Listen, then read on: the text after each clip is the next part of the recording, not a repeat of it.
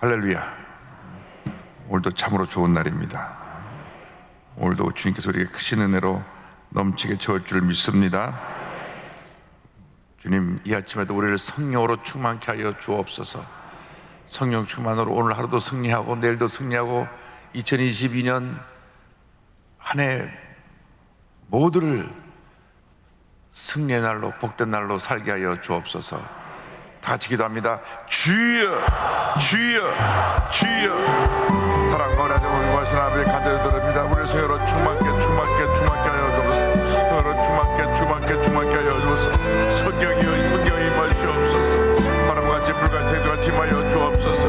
우리 마음에 주명으로 충만케 채워 주옵소서. 주의 능력으로, 주의 사랑으로, 주님의 치료와 용서로 넘치게 채워 주옵소서. 주님만 믿고 의자가 바라보고 나아갑니다. 주님만 믿고 의자가 바라보고 나아갑니다. 잠자는 영이 깨어나게 하여 주옵시고, 하나님 주의 마음의 은혜와 기쁨이 충만케 하여 주옵시고, 하나님들이 마음 가운데 주님의 주는 은혜로 하나님 오늘도 승리하고 내일도 승리하게 하여 주옵소서. 나자렛 예수 그리스도 이름 명하노니 모든 병에서는 목불로 걷다나 갈지어다. 마음의 기쁨과 평안과 주님의 은혜와 주의 사랑이 넘쳐나게 될지어다. 주여 믿습니다. 영상 함께 되는 모든 예배 초소마다 은혜 내려 주옵소서.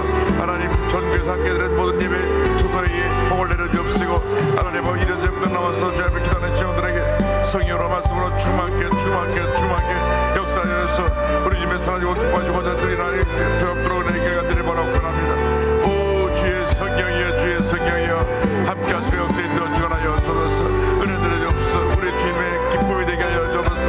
오늘도 주 안에서 승리하게 하여 주옵소서. 나자렛 예수 그리스도 이름 모으니 권세는 물러가고 주님의 은혜와 사랑과 기쁨과 축복이 넘쳐나게 될지어다. 주님의 치료와 용서 회복이 말지어다.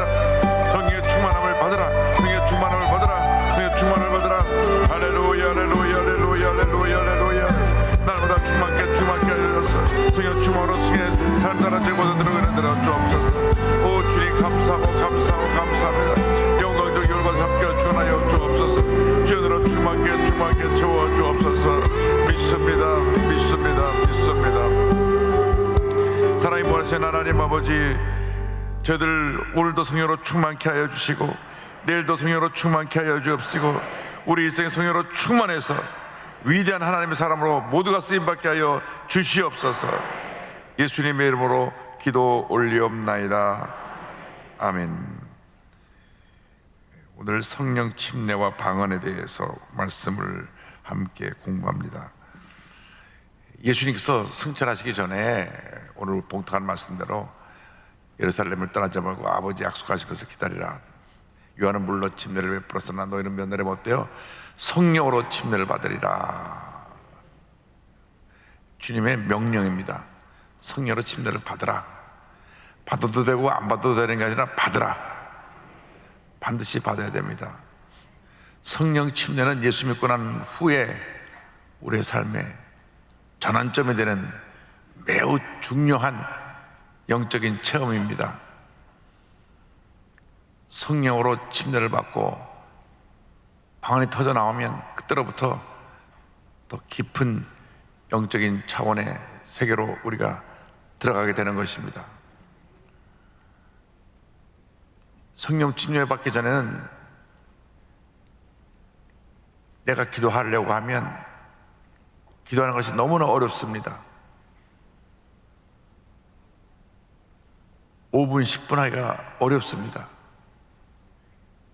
일단 성령 침례 받고 방언을 하기 시작하면 1시간도 2시간도 3시간도 깊은 기도에 들어갈 수 있게 되는 것입니다.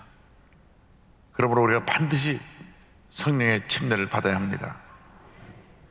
우리나라 성경이 장로교 선교사들에 의해서 번역이 돼갖고 침례라는 말이 다 세례로 번역이 됐습니다. 세례하고 침례는 큰 차이가 있습니다. 침례는 완전히 물에 잠기는 것이고, 세례는 물로 잠깐 적시는 차이가 있기 때문에 근본적인 차이가 있습니다. 그래서 원래 헬라 원어로 밥티스마, 이 말은 물에 잠긴다는 뜻입니다. 그래서 우리 성경을 저희 교단하고 침례교단은 침례로 바꿔 쓰는데 워낙 세례라는 말을 오래 쓰다 보니까 그냥 세례가 익숙해졌습니다. 그러나 저 성경에 기록된 세례는 침례다. 일본 성경도 침례고, 원어 성경도 침례고, 미국 성경도 침례고, 다 침례인데 우리나라 성경은 세례입니다. 이 성경이 번역이 두 곳에서 됐어요. 만주하고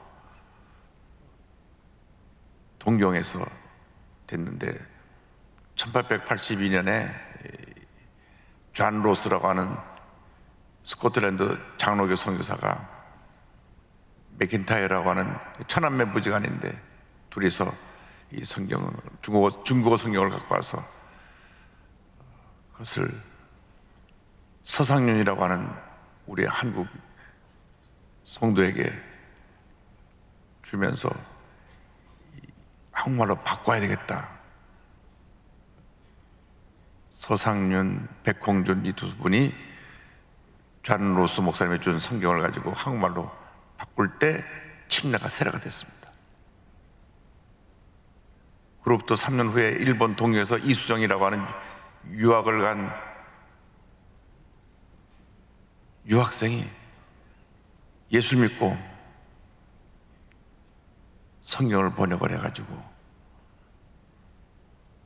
그 성경을 갖고 들어오겠는데, 그때도 장로교 선교사의 영향을 받아가지고 세례라고 하는 표현이 됐고, 그 번역된 성경을 갖고 한국에 들어온 분이 온도드 아펜셀라 선교사입니다.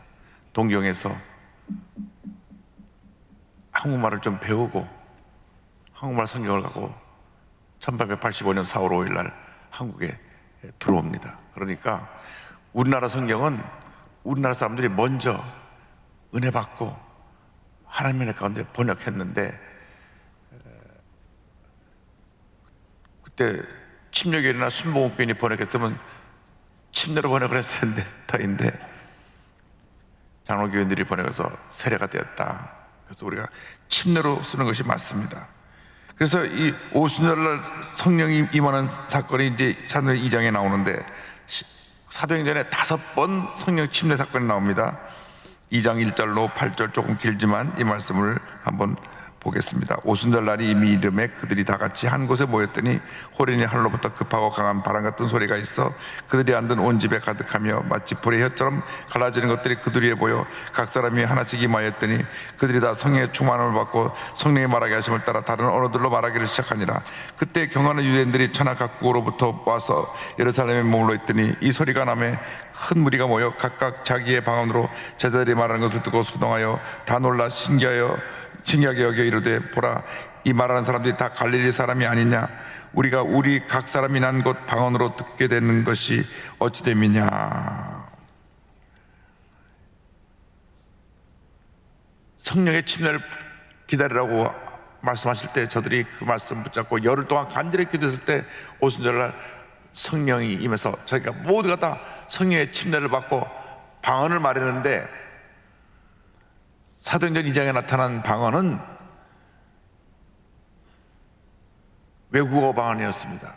그들이 한 번도 배워오지 않은 다른 나라 말로 방언을 했습니다. 그 2장 9절로 11절을 보면 16개 지역의 언어로 하나님을 찬양한 내용이 나옵니다. 우리는 바데인과 메데인과 엘람인과 또 메소포타미아, 유대와 갑바도기와 본도와 아시아와 부르기아와 밤빌리아, 애국가 및 구르네에 가까운 리비아의 여러 지방에 사는 사람들과 로마로부터 온 나그네 곧 유대인과 유대교에 들어온 사람들과 그레데인과 아라비아인들이라 우리가 다 우리의 각 언어로 하나님의 큰 일을 말함을 듣는도다 하고. 성령을 받았는데 창세기 11장에 인간이 교만해서 바벨탑을 쌓고 우리가 우리 이름을 내자, 하나님처럼 높아지자 했을 때 하나님께서 언어를 흩어져 버렸습니다. 원래는 언어가 하나 있는데 인간의 교만으로 말미암아 언어가 여러 언어로 나누게 됐습니다. 그랬는데 사도행전 2장 오순절날에 성령의 임함으로 말미암아 성령 역사로 나뉘었던 모든 언어들이 하나님을 찬양하는 언어로 바뀌어서 주님을 찬양하게 되는데, 각 나라 사람들이 들을 때 그 나라 사람이 들리도록 방언을 했으니까, 들을 때 그 언어가 방언으로 그 나라 말로 들렸는지 그 사람이 그 나라 말을 했는지 그것은 분명하지 않습니다. 그러나 20세기 초에 1901년 1월 1일 아그네스 오즈만이라고 하는 신학생이 성령을 받을 때 중국말로, 평생 배우지 않은 중국말로 3일 동안 방언한 것을 보면 어쨌든 외국어 방언한 건 틀림없습니다. 외국어 방언. 야, 나도 그거 받았으면 좋겠다. 그럼 영어 공부 안 하고 영어 샬라샬라 하겠으면 좋겠다. 그건 아닙니다. 그렇게 되면 안 되고, 그건 우리 이 당시 왜 하나님의 영광을 온전히 드러내기 위해서 방언을, 외국어 방언을 주신 것이고, 특별한 경우에 이런 언어를 외국어 방언을 줄 때가 있고, 그 다음에 은사 방언을 줄 때는 성령 받고 나서 사람들이 알지 못하는 성령께서 아시는 언어로 우리가 방언을 할 수 있게 됩니다. 그래서 이 오순절날 성령이 임해서 약 16개 언어로 하나님을 찬양하는 놀라운 일이 일어났습니다. 그래서 우리 한 가지 기억할 수 있는 것은, 성령 받고 나서 우리가 방언을 할 때 근본적인 그 목적은 하나입니다. 하나님을 찬양하는 것입니다. 하나님을 찬양. 방언하는 사람들이 잘못 살면 안 됩니다. 하나님을 찬양하는 삶을 살아야 되지, 나가서 주님이 기뻐하지 않는 모습으로 살면 방언을 주신 목적이 없는 것입니다. 나중에 이제 우리가 은사와 열매에 대해서 설명하겠습니다만은, 방언은 우리에게 은사로 주시는 것인데, 우리의 기도가 더 깊어지고 하나님을 찬양하기 위해서 우리에게 방언이라고 하는 은사를 주십니다. 그래서 사도행전 2장에 첫 번째 성령 침례 사건이 나오고, 8장에 가면 사마리아에게 이민에게 복음이 증거되고 난 다음 사마리아에 인한 성령에 대해서 8장 14절 이후에 나옵니다. 예루살렘에 있는 사도들이 사마리아도 하나님의 말씀을 받았다 함을 듣고 베드로와 요한을 보내매 그들이 내려가서 그들을 위하여 성령 받기를 기도하니, 이는 아직 한 사람도 성령 내리신 일이 없고 오직 주 예수의 이름으로 침례만 받을 뿐이더라. 예수를 믿기만 했는데 아직 성령 받지는 않았어요. 성령 침례를 안 받았기 때문에. 이에 두 사도가 그들에게 안수하며 성령을 받는지라. 시몬이 사도들의 안수로 성령 받는 것을 보고 돈을 들여 이르되, 이 권능을 내게도 주어 누구든지 내가 안수하는 사람은 성령을 받게 하여 주소서 하니. 사마리아인에게 복음이 증거됐습니다. 성령이 너에게 임하시면 내가 권능을 받고 예루살렘과 온 유대와 사마리아와 땅까지 복음이 증거된다고 했는데, 그들이 적대시하고 그들이 차별하고 상종하지 않던 사마리아 사람들이 예수를 믿고 하나님의 은혜를 체험하겠다는 말을 듣고 베드로와 요한이 가보니까 많은 사람이 예수를 믿었어요. 그래서 그들에게 안수하니까 성령이 임해서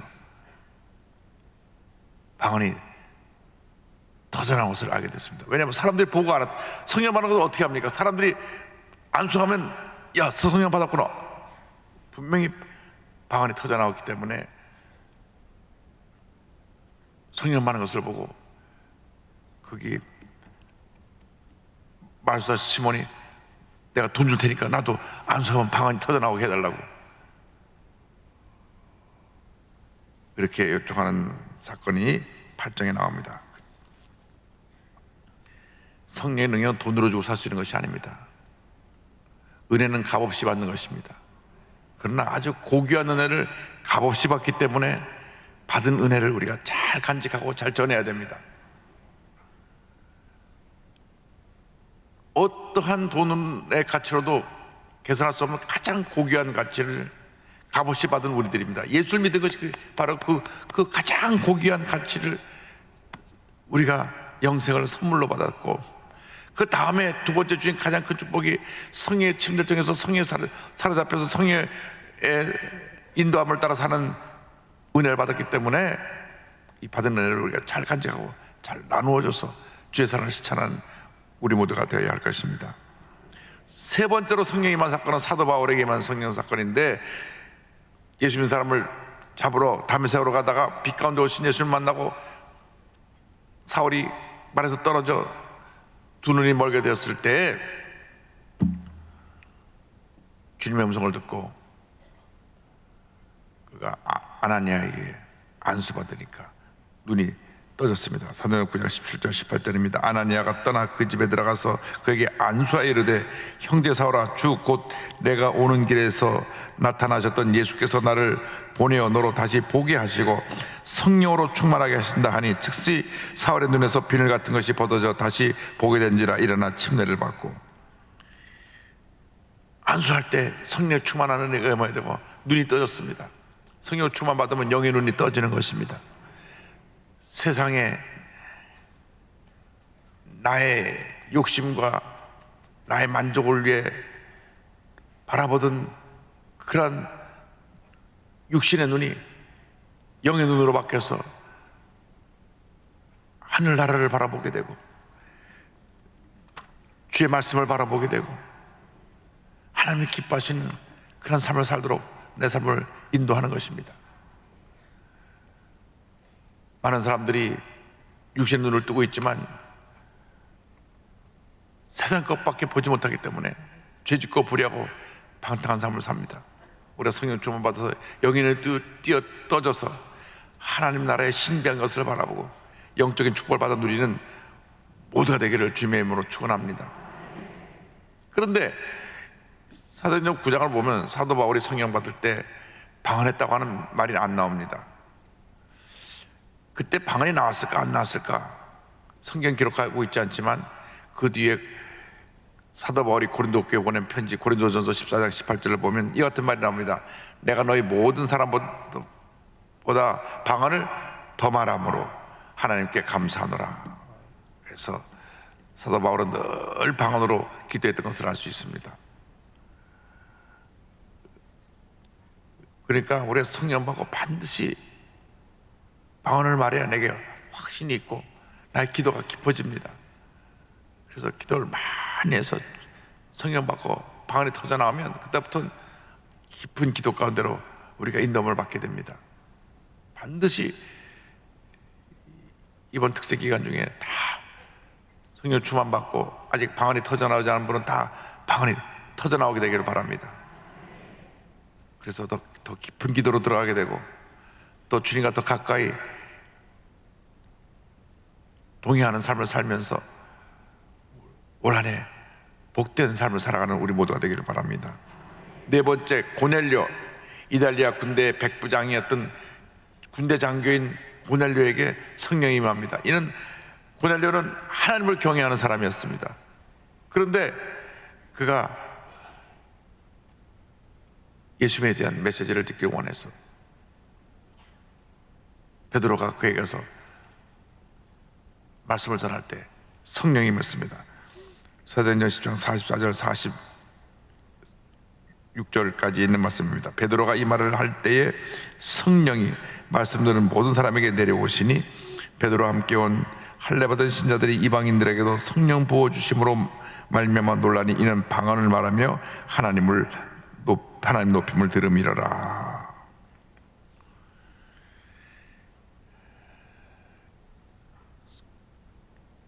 이 당시는 성령이 얼마나 강하게 임했는지 설교를 듣는데 그냥 성령이 임해버렸어요.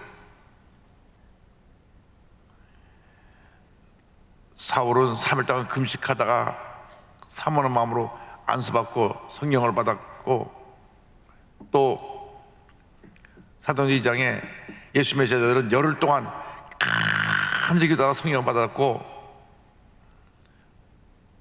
사마리아 성도들도 예수 믿고 나서 안수받을 때 성령을 받았는데, 고넬료는 이방 사람이지만 얼마나 믿음이 좋았든지 하나님을 얼마나 경외하고 하나님의 뜻대로 살았든지 그냥 설교 듣다가 성령 받아버렸어요. 방언이 터져나오고 놀래가지고, 야, 하나님께서 이방인들에게도 성령을 부어주시는구나. 할렐루야. 간절히 사모하면 여러분 설교 듣다가도 방언이 터져나올 줄로 믿습니다. 5번째 마지막으로 나타난 사건이 에베소에 임한 사건입니다. 에베소에 의한 성령님. 에베소 19장 사도행 19장 1절로 7절 에베소 교회의 성령 강림에 대한 이야기가 나옵니다. 아볼로가 고린도에 있을 때에 바울이 윗지방으로 다녀 에베소에 와서 어떤 제자들을 만나 이르되 너희가 믿을 때 성령을 받았느냐 이르되 아니라 우리는 성령이 계심도 듣지 못하였노라. 바울이 이르되 그러면 너희가 무슨 침례를 받았느냐 대답하되 요한의 침례니라. 바울이 이르되 요한이 회개의 침례를 베풀며 백성에게 말하되 내 뒤에 오신 이를 믿으라 하였으니 이는 곧 예수라 하거늘 그들이 듣고 주 예수 이름으로 침례를 받으니 바울이 그들에게 안수하며 성령이 그들에게 임하심으로 방언도 하고 예언도 하니 모두 10사람쯤 되니라.